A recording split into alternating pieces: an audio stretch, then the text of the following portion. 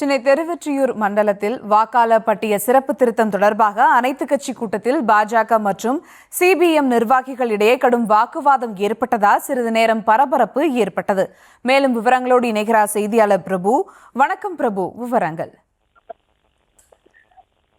சுபா, வணக்கம். திருவொற்றியூர் மண்டலத்தில் வாக்காளர் பட்டியல் சிறப்பு திருத்தம் அனைத்து கட்சி கூட்டமானது நடைபெற்றது. இந்த கூட்டத்தில் தான் பாஜக மற்றும் சிபிஎம் கட்சியினருக்கு இடையே கடும் வாக்குவாதமானது ஏற்பட்டிருக்கிறது. இந்திய தேர்தல் கமிஷன் நாளை முதல் வாக்காளர் பட்டியல் சிறப்பு திருத்தம் செய்யப்பட உள்ளது.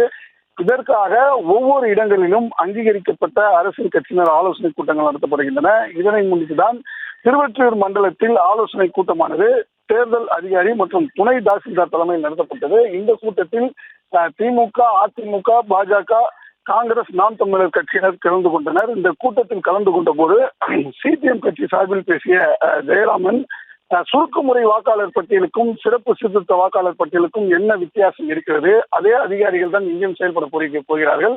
குறிப்பாக வட மாநிலத்தவர்கள் தமிழ்நாட்டில் அதிகமாக இங்கே வேலை செய்கிறார்கள். அவர்களுக்கு இங்கே பாஜக வாக்குரிமை அளித்து இங்கே அவர்களை கால் ஒன்ற வைக்க பார்க்கிறது. அவர்கள் மூலமாக தமிழ்நாட்டில் நுழைய பார்க்கிறது.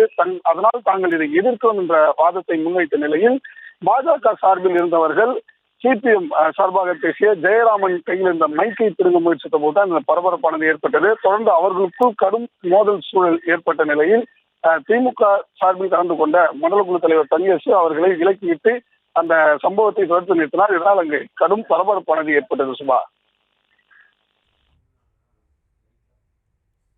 விவரங்களுக்கு நன்றி பிரபு.